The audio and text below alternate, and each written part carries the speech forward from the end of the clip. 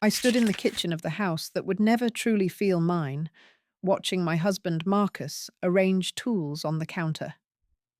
The morning light caught the worn edges of everything: cabinets his grandfather had built, floors his mother had walked, walls that held decades of family gatherings I'd only heard about in stories. "They'll be here by noon," Marcus said, not looking up from sorting screwdrivers by size. A habit I'd learned to recognize as nervous energy. Uncle Rowan arrived first, his truck rumbling into our driveway with the authority of someone who belonged here more than I did. At 73, he moved with the deliberate precision of a man who'd spent his life building things that lasted.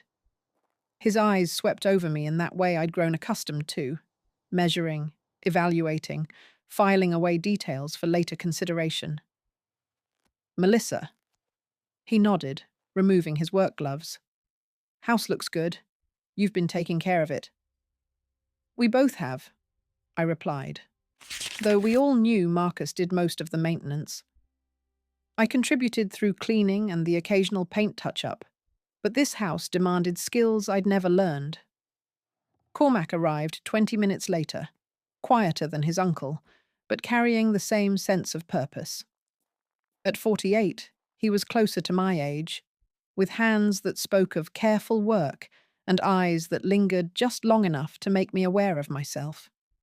He'd always been attentive during family visits, asking about my garden, remembering details from previous conversations. "The yard project," Rowan announced, spreading blueprints across our dining table. "3 days should handle the retaining wall and fire pit. Weather's perfect." I poured coffee while they discussed logistics, feeling both included and separate. This was family business, but I was family now, wasn't I? Marcus emerged from the basement with a dusty bottle, its label too faded to read clearly. "Found this in Dad's old collection," he said, setting it carefully on the counter. "Figured we'd save it for when the work's done." The wine caught the light like a promise. By afternoon, our backyard had transformed into a construction site. I brought sandwiches and watched 3 generations of family knowledge flow between the men: Rowan directing with quiet authority, Cormac translating those directions into precise action, Marcus following both with eager attention. The retaining wall took shape, stone by stone.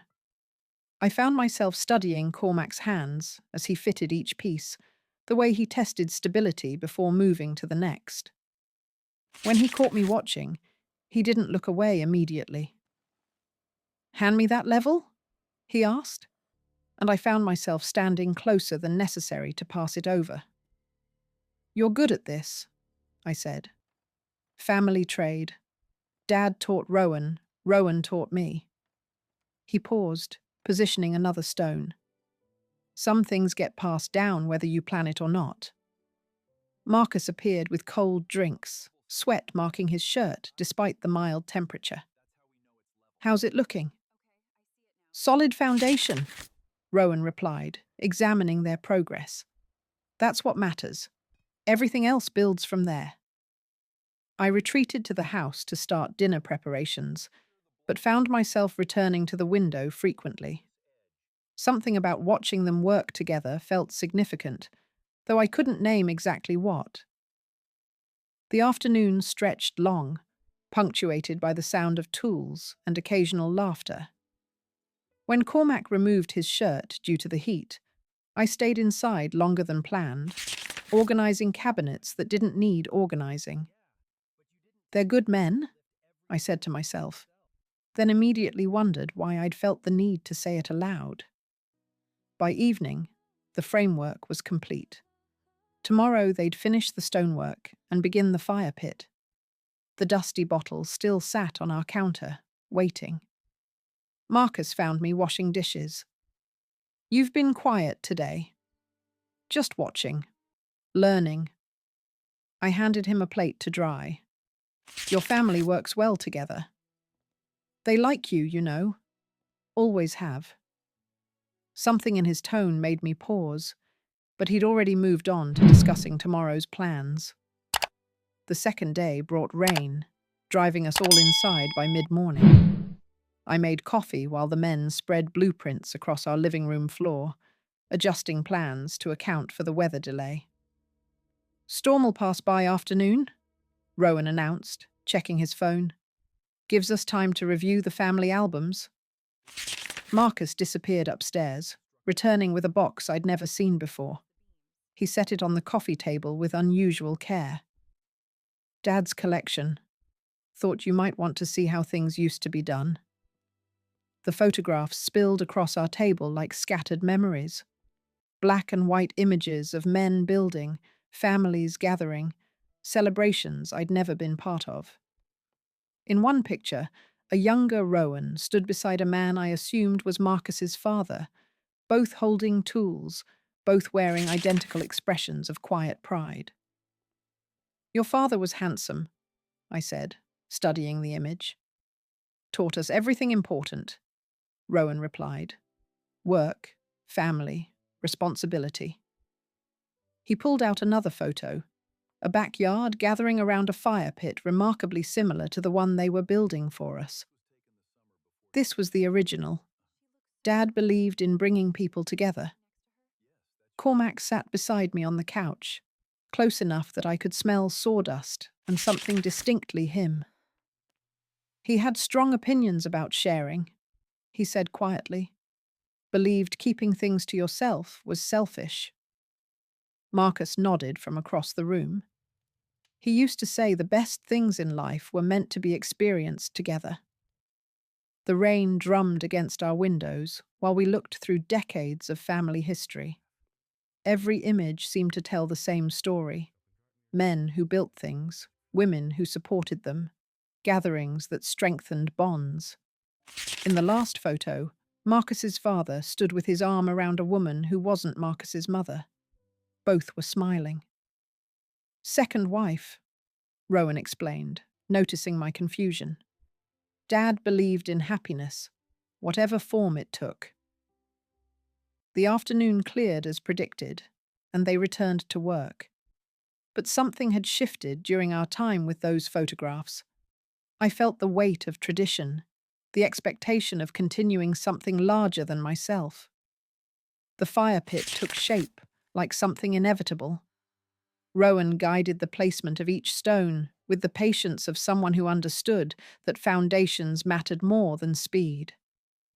I brought them water and found excuses to linger, watching their progress. "Fire's been central to families since the beginning," Rowan said, noting my interest. "Brings people together, creates intimacy." Cormac looked up from his work.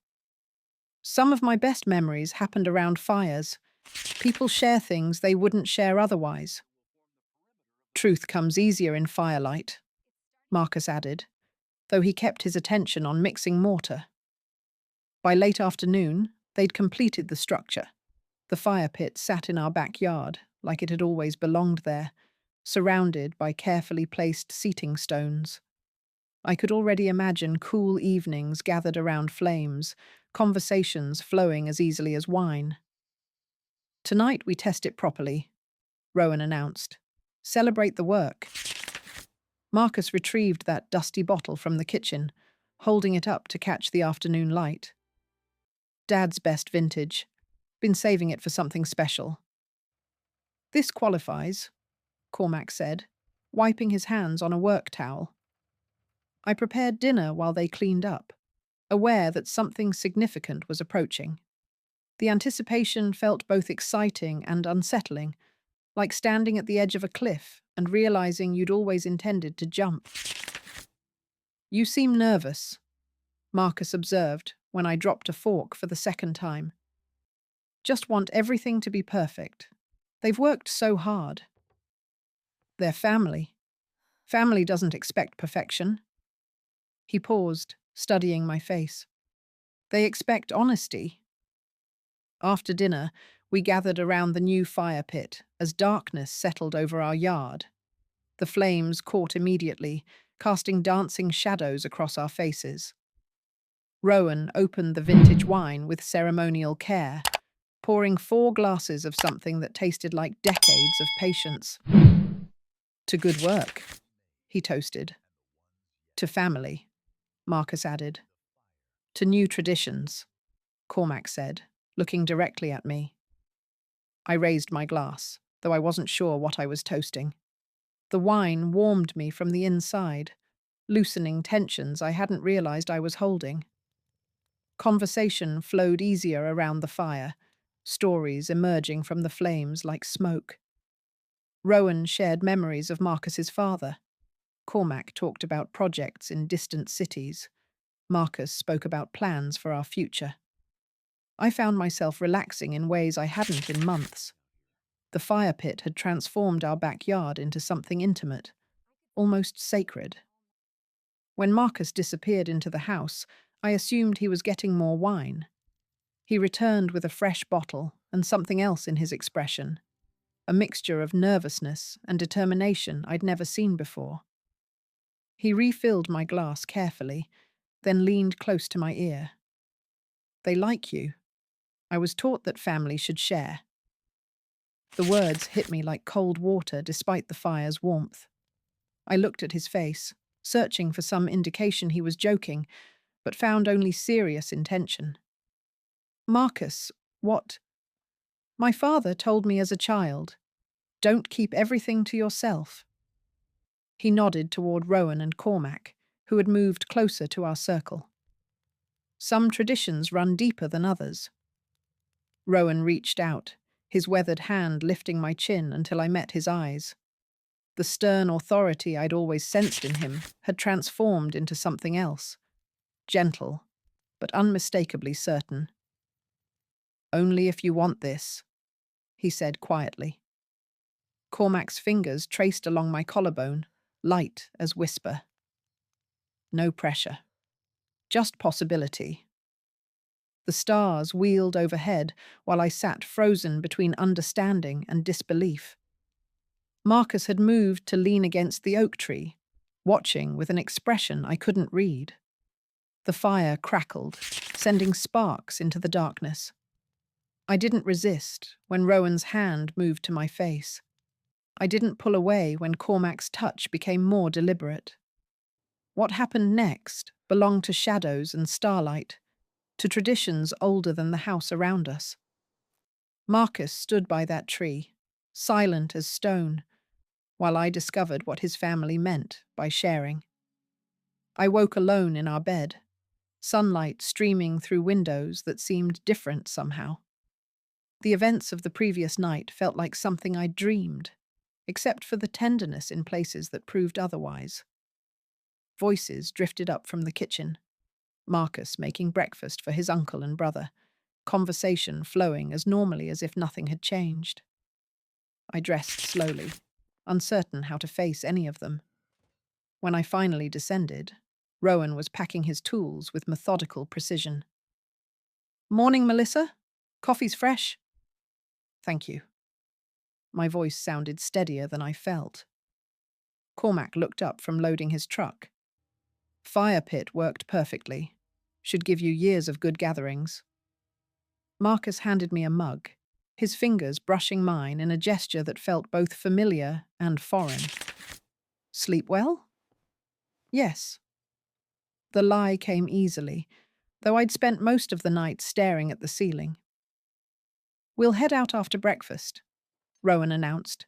Job's finished. You've got everything you need now. The casual normalcy of their departure felt surreal. They loaded trucks, shared final coffee, discussed potential future projects. Only the careful way they avoided looking at me directly suggested anything had changed. Cormac was the last to leave. He paused at his truck door, meeting my eyes across the yard. Take care of yourself, Melissa. You too. After they drove away, Marcus and I stood in our transformed backyard, the fire pit cold and silent in the morning light. The retaining wall looked permanent, like it had always been part of our landscape. Any regrets? Marcus asked quietly. I considered the question seriously. examining my feelings for damage or shame. Found neither. No. Good. That's what Dad would have wanted. What happens now? Marcus picked up a stray tool they'd left behind. Now we live with what we've chosen. 3 days passed before we talked about it directly. We fell into our usual routines, Marcus working in his home office, me tending the garden, both of us carefully polite around the spaces where real conversation might emerge. On Thursday evening, Marcus brought a manila envelope to dinner, setting it beside his plate with deliberate care. Found these in Dad's papers? Thought you should read them? The letters inside were written in careful handwriting, addressed to Marcus over the years. I read the first one while he cleared dishes, trying to process the careful philosophy laid out in fading ink. Son, it began, marriage isn't possession, it's partnership. The strongest bonds come from trust, not control. Remember that sharing strengthens rather than weakens what matters most. Another letter, dated years later. Jealousy is fear dressed up as protection. Real love means wanting your partner's happiness, even when that happiness includes experiences beyond your direct involvement. The final letter was the most explicit. I've taught you to be generous with everything else. Don't let fear make you selfish with love. The right woman will understand. The right woman will appreciate the gift of freedom within commitment. I set the letters down carefully. How long have you been planning this? Not planning. Hoping, maybe. Wondering if you'd understand what Dad was trying to teach me. And if I hadn't? If I'd said no? Marcus sat across from me, his expression serious. Then we would have had a nice fire pit and good memories of family helping with yard work. But you hoped I'd say yes. I hoped you'd feel what I felt watching you with them. That connection doesn't diminish what we have. It expands it. I reread portions of the letters, seeing Marcus's father's philosophy spelled out in careful detail. Not about possession or control, but about abundance and trust. Do you want this to happen again? I asked. I want you to be happy. If that includes Cormac or Rowan, or experiences we haven't imagined yet, then yes. And you? What do you get from this? Marcus smiled for the first time in days. I get to be married to a woman who's fully alive. The photographs took on new meaning when I looked through them again. What I'd initially seen as family gatherings, I now recognized as something more complex, a tradition of openness that extended beyond conventional boundaries. Marcus found me studying the images Saturday morning. See it differently now? Your father's second wife. She wasn't really his second wife, was she? Legally, no. But she was family in every way that mattered. Dad believed love multiplied rather than divided. I traced the edges of a photo showing multiple couples around a fire pit remarkably similar to ours. How many people knew about this tradition? The ones who needed to know. Dad was selective about who he trusted with the philosophy. And your mother? Marcus sat beside me on the couch. She understood. Participated even, though not in ways the letters discussed directly. Dad's approach was about expanding joy, not replacing it. The photo in my hands showed a gathering from the 1980s, multiple generations sharing food, conversation, and something deeper around flames that looked identical to the ones we'd sat beside 3 nights ago. I need to understand the boundaries, I said. What this means for us going forward.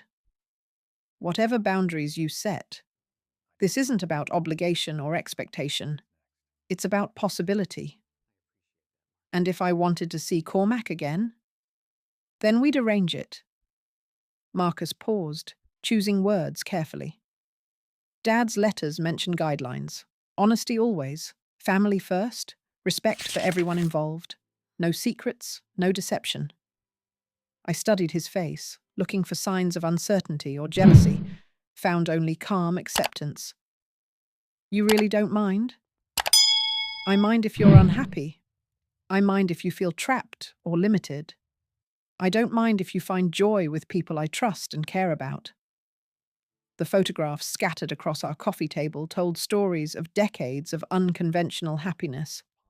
I was being invited into something larger than traditional marriage, something his family had cultivated across generations. What would your father think of us now? Marcus gathered the photos carefully. He'd think we were finally understanding what he tried to teach me. Summer ended with our first fire pit gathering, as a couple who understood what we were building together. Cormac returned in early September, ostensibly to check on the retaining wall, but really to test the new dynamic we'd established.